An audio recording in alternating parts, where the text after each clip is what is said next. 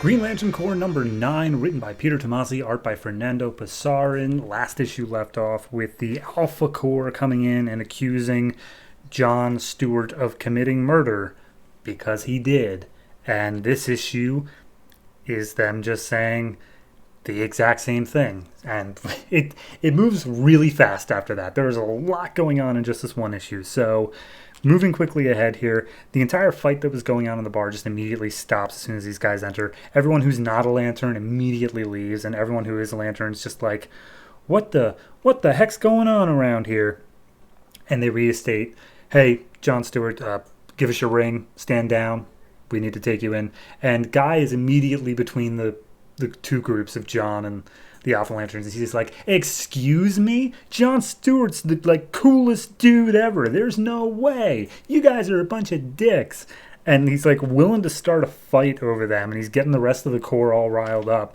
And basically they're like, yeah, if you want to get to John, you got to get through us. And they're like, okay. And the Alpha Corps just expends an energy that blows away literally everybody else. And they're like, fine. You guys want proof? Here's proof. And they make a construct of the moment of John snapping Kurt's neck. And Guy's immediately pissed off that he even has to look at it. He's like, turn off these lies, this fake news. And immediately he's going with a baseball bat construct up against the Alpha Corps. And John has to stop in, and he's like, hey, Guy, stop. Here's the thing. I did it. I killed Kurt. It did happen. And immediately then there's a schism in the Green Lantern Corps group around, and they're like, oh my god, he killed a fellow Lantern. And they're like, yeah, but he did it because... And the dude who was with John in that torture cell, he explains the situation of how Kurt was about to betray the Green Lantern Corps, and he had to murder him in order to keep everyone else safe. But they didn't have that in the recording, so it's a schism of who believes that and who thinks that he just killed a Green Lantern Corps member. So John basically steps up to the Alpha Corps, and he's willing to corroborate. And immediately the Alpha Corps is like, hey guys, you did hear him say that he killed it, that he said that he did it. So just want to make sure that's clear. And he's like, that wasn't an admission of guilt. That was just stating the fact of I did kill him, but there is extenuating circumstances. They're like, yeah, sure, all right, whatever, here we go. So they're going off to trial. Immediately, Guy, taking advantage of his position of talking to the Guardians now, goes and he's like, do something. Do anything. You made them. And they're like, yeah, but we let them be independent so that we can look like we're not total corruption, you know? And basically it's a long thing of him trying to convince them, and he's just like, all right, look, you guys aren't clearly not going to side with me. And they're like, yeah, and you need to go take care of the entire Corps because it's kind of a schism forming there. So go make sure everyone's just waiting for the trial and justice will be seen. Also, Guy makes the point that the Earth Lanterns seem to be being picked off from the Corps recently, starting with Hal Jordan, moving on to John Stewart. He's a little bit concerned about that. And as soon as he leaves, the rest of the Guardians are like, yeah, it is kind of working out for us with our evil plans and such, that this stuff just keeps happening. Cool. So we cut to the graveyard where they sent up that image of Kurt to last forever in green crystal. And there's some Lanterns who are basically busting in there trying to smash his crystal, but smash Kurt's crystal, I should say, because he doesn't belong there. He almost betrayed the Corps. And Guy comes in and stops him at the last second. He's doing basically the whole Jesus thing. He's like, let thee who have not felt fear smash the first crystal. Anyone? Yeah, you've all felt fear before. Yes, he gave in. That kind of sucks. But whatever. He doesn't deserve to not be honored. Get out of here, all you friggin'.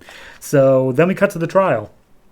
And John's just standing there being like, yes, I killed him. However, he was going to betray the entire Corps and let Oa completely open to those Lantern Keepers. And they said, okay, here's the evidence that we have. And it's just the clip of him snapping Kurt's neck and then escaping with the other Lantern. And he's like, here's a question for you. My ring was completely out of juice, and there's no way it could have made that log to begin with.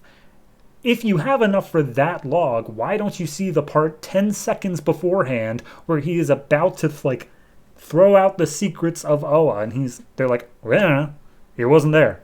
We were working with what we got. So yeah, and so then he restates how, look, I did this for good reason. I have no evidence to say that it happened except for the word of the other lantern who was there, and you say that his word may not be worth anything, so that's all I got. And so then the Alpha Core is like, does anybody want to speak as a character witness? And Guy Gardner gets up and he apparently talks for many hours about how Jon Stewart's the best. We skip all that and we just see them sitting back in the science cell with Jon saying to Guy, like, that was a great filibuster you gave. Really, really top notch. So then they're discussing like the merits of what happened. And Guy's like, look, we previously at some point before New 52 had a story where a Green Lantern killed a Yellow Lantern out of like cold blood, and that person just got like decommissioned. It wasn't a thing of like them getting into death sentence or anything. And she's like, yeah, but that was a Green Lantern against a Yellow Lantern, totally different. And then Guy recounts a story of someone was in the Green Lantern Corps was planning on draining all the power rings and then going rogue. And Guy was literally about to kill them to make sure they couldn't do that. But then he got stopped at the last second by someone like messing up his sniper shot. So like that was the only difference. He would have been in that same place that Jon was at this point. But either way, he's just saying like, look, no matter what happens, you're going to get through this. It's going to be fine. And so the guy comes in and he's like, all right, Jon, time to take you out. They've done deliberating. Your verdict is in. So they take him up and he gives some closing sentences before the sentencing. And he's like, all right, well, I did what I had to do. That's it. And they're like, cool. So the verdict is, Jon Stewart, you are guilty and we sentence you to death. And that's where we leave off. Hell of a lot in just one issue. I love it though. It was really good the whole way through.